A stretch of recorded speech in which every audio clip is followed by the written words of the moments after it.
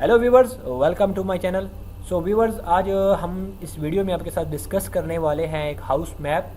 इस house map के अलावा एक दो चीज़ें और भी हैं जो मैंने आपके साथ डिस्कस करनी है। और वो एक तो है कंस्ट्रक्शन डिटेल कि इस घर की तामीर पे इसकी कितनी कॉस्ट आएगी, ये कितना मतलब इस घर की कंस्ट्रक्शन पे कितना ये कॉस्ट जो है वो आपको कितनी लागत आएगी, कितना खर्चा आएगा इस घर की तामीर पे। हम फुली डिस्कस करेंगे ground floor plus first floor, ये सारी चीज़ें जो है इसकी कॉस्ट के ऊपर जो है हम बात करेंगे। और एक और चीज़ जो है वो है प्लेंथ बीम। प्लेंथ बीम होता क्या है, इसको कैसे यूज़ करते हैं, कहाँ पे यूज़ करते हैं, उसका फ़ायदा क्या है, ये भी हम इस वीडियो में जो है वो आपके साथ डिस्कस करेंगे।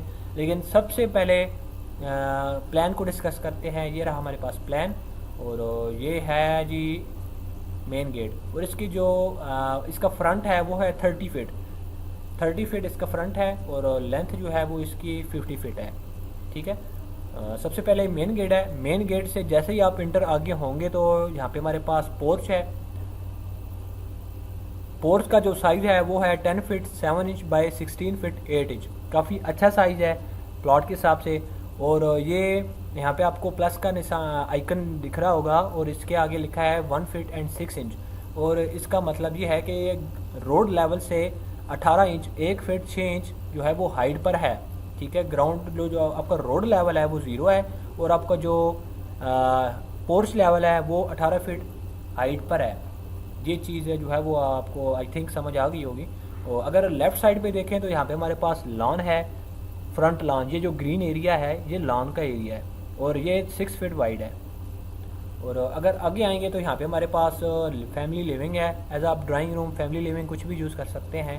तो ये रहा हमारे पास एक मेन डोर जो अंदर लिविंग में जाता है, और ये रहा हमारे पास एक सेकंड डोर जो लिविंग के लिए भी यूज़ हो सकता है, जहाँ से भी आप अंदर जा सकते हैं। तो हम मेन डोर से जो है अंदर जाते हैं। जैसे ही अंदर आएंगे तो यहाँ पे हमारे पास छोटा सा एक पैसेज है। ये 5.5 feet 5 feet 10 inch sorry 5 feet 10 inch इसकी जो है वो विड्थ है। और साइड हमारे पास लेफ़्ट साइड पे यहाँ पे किचन है। ये किचन का एरिया है। ठीक है। और किचन का जो साइज़ है वो है 6 फीट बाई 11 फीट 5 इंच। और यहाँ पे एक विंडो है जो पोर्च की तरफ है। अगर आगे आएंगे तो यहाँ पे हमारे पास फैमिली डाइनिंग है, और ये रहा हमारे पास फैमिली डाइनिंग। ये वाला जो एरिया नज़र आ रहा है आपको, ये फैमिली डाइनिंग है। और यहाँ पे हमारे पास स्टेयर्स हैं, और यहाँ से ऊपर को तरफ स्टेयर्स जो हैं वो ऊपर की तरफ जाती हैं।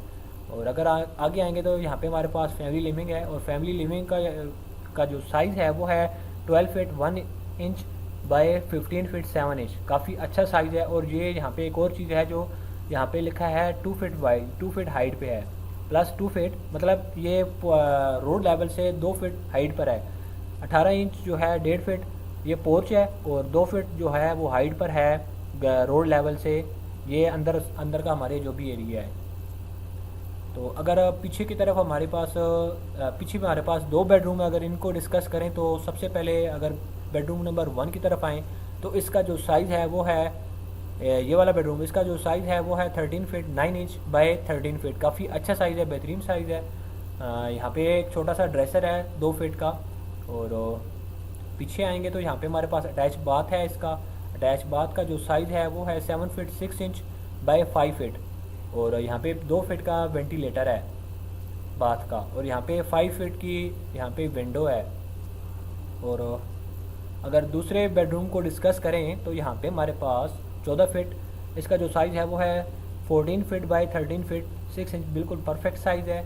और यहाँ पे बेड वगैरह चेयर वगैरह यहाँ पे रखी हुई हैं। इसकी आपको सही से जो है वो नज़र आ रहा होगा। और यहाँ पे एलईडी की स्पेस है दोनों बेडरूम की तरफ। आपको नज़र आ रहा होगा यहाँ पे एलईडी वगैरह जो है वो आप सेट कर सकते हैं। अगर पीछे की तरफ देखें तो यहाँ पे हमारे पास इसके साथ एक अटैच बाथ है। और अटैच बाथ का जो साइज़ है वो है 7 feet 1 inch by 4 feet 4 inch. और अगर यहाँ पे देखें तो यहाँ पे हमारे पास एक ड्रेसर है। ये ड्रेसर है हमारे पास, और यहाँ पे पीछे एक डोर है। और ये एक्चुअली जो डोर है इसके बारे में मैं थोड़ा सा आपको बता दूँ कि कुछ लोग कहते हैं कि ये अगर डोर लग जाएगा यहाँ पे तो विंडो कहाँ पे जाएगी। तो मेरे भाई इस पे इसका इसकी सेटिंग यूँ होती है कि ये जो डोर होता है ये बिल्कुल विंडो की तरह होता है, बिल्कुल फ्लोर से ही शुरू होता है और जहाँ तक आपका डोर होता है वहीं तक आपकी ये विंडो होगी। ये एज आ डोर जो है, ये डोर जो आप लगाएंगे ये एज आ विंडो आप जो है वो यूज़ कर सकते हैं। मतलब इसके अंदर आगे जाली लगी हुई होती है जहाँ से जो है वो हवा अंदर आती रहती है। और पीछे अगर इस डोर से पीछे जाएँ तो यहाँ पे हमारे पास रियर लॉन है जो कि 5 फीट वाइड है। ठीक है, ये था हमारे पास प्लान जो हमने आपके साथ डिस्कस किया।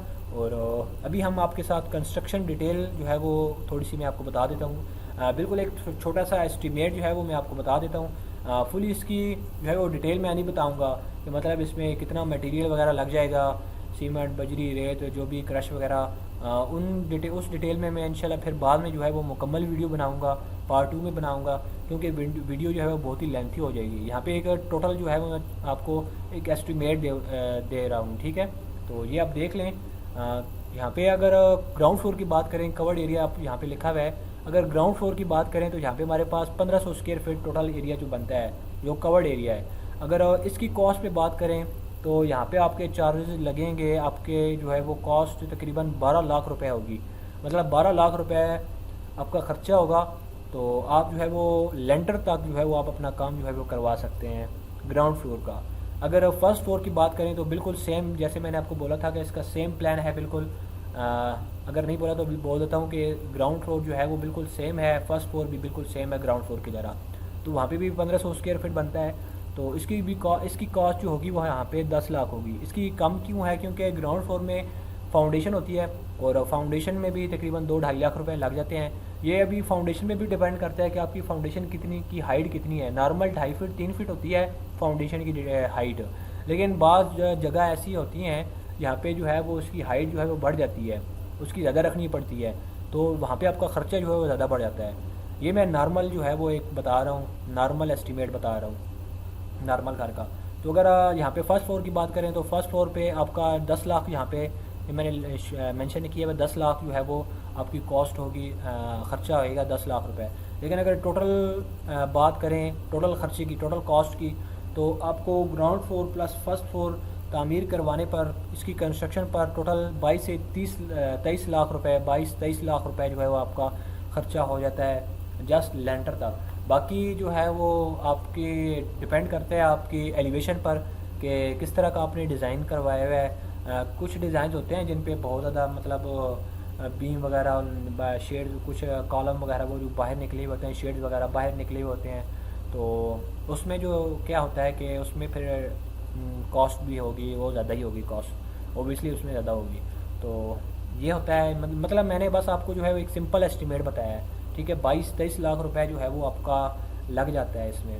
तो ये थी आज की इसकी कंस्ट्रक्शन की डिटेल। लेकिन एक और चीज़ है जो मैंने अभी आपके साथ डिस्कस करनी है, वो है प्लेंथ बीम के ऊपर। प्लेंथ की ये एक बहुत ही यूज़फुल टिप है जो मैं आपके साथ शेयर करने वाला हूँ। बहुत ही यूज़फुल टिप्स है, बहुत ही कम लोगों को ये इसके बारे में पता है। जो इस फील्ड से ताल्लुक़ रखते हैं, इंजीनियर हो गया, आर्किटेक्ट हो गया, उनको भी बहुत ही कम लोगों को पता होता है। ये ठेकेदार होते हैं, लेकिन कुछ जो ठेकेदार होते हैं उनको भी नहीं पता इसके बारे में। ये प्लेंथ बीम जो होता है ये फाउंडेशन में डलता है और इसके फ़ायदे क्या होते हैं ये बहुत ही ज़रूरी होते हैं। आप जब भी अपना घर बनवाएं तो मैं आपको सजेस्ट करूँगा, रिकमेंड करूँगा कि आप प्लीज़ लाजमन जो है वो प्लेंथ बीम उसमें ऐड करवाएं। आप अपने ठेकेदार से बोलें कि प्लेंथ बीम जो है वो लाजमन उसमें ऐड करें। इसका फ़ायदा क्या होता है, इसको अगर नहीं आप ऐड करवाएंगे तो इसका नुकसान क्या होगा, पहले मैं आपका इसका नुकसान बता देता हूँ। ये आप पिक्चर देख लें, ठीक है, आपको नज़र आ रही है। इसकी पिक्चर इतनी अच्छी नहीं है, मैंने नेट से ही उठाई है। यहाँ पे भी क्या मसला बनता है कि इसमें दरारें आ जाती हैं। अगर आपके प्लेंथ बीम नहीं है तो यहाँ पे आपको जो है वो काफ़ी जो है मुश्किलात का सामना करना पड़ जाता है। आपकी छतों पर, दीवारों पर जो है वो दरारें पड़ जाती हैं। उसका नुकसान क्या होता है फिर आपको पता है। इसका नुकसान यही होता है कि दरारें पड़ जाती हैं तो फिर वो बहुत ही गंदा लगता है, फिर उसकी जो है वो रिनोवेशन करवानी पड़ती है आपको।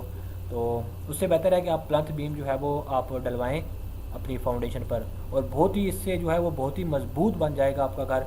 और चाहे ज़लज़ले आते रहें, इसका एक बहुत बड़ा फ़ायदा ये भी है कि अगर ज़लज़ले आते हैं, ठीक है, जब भी आएँ बेशक आते रहें, तो आपकी बिल्डिंग को कुछ नुकसान नहीं पहुँचेगा। अल्लाह ना ही करे कि ज़लज़ले ऐसा कुछ हो, लेकिन अगर खुदा न खास्ता अगर हो भी जाता है इस तरह का काम, तो आपकी बिल्डिंग को कोई नुकसान नहीं पहुँचेगा इंशाल्लाह। ये आपकी बिल्डिंग को बहुत ज़्यादा मजबूत बनाता है प्लेंथ बीम जो है, और आपकी दीवारों में दरारें जो है वो ये भी नहीं आएंगी, ये इंशाल्लाह हमारी गारंटी है। तो बाकी फिर डिपेंड करता है ठेकेदार के ऊपर कि वो किस तरह इसको मैनेज करता है। तो ये थी आज की वीडियो। आई होप आप लोगों को पसंद आई होगी। अगर आपको पसंद आई है तो प्लीज़ हमारे चैनल को ज़रूर सब्सक्राइब करें, लाइक करें, शेयर करें। अगर आप भी हमारे साथ काम करना चाहते हैं, कोई भी प्लान जो है आप हमसे बनवाना चाहते हैं तो आप हमसे रब्ता करें। अगर डिज़ाइन बनवाना चाहते हैं तो भी आप हमसे रब्ता कर सकते हैं। तो मैं अपना नंबर जो है व्हाट्सएप का जो है वो डिस्क्रिप्शन में भी दे दूँगा, यहाँ पे भी मैं मेंशन कर देता हूँ। सो आप जब भी चाहें हमसे रब्ता कर सकते हैं। So thanks for watching. अल्लाह हाफिज़।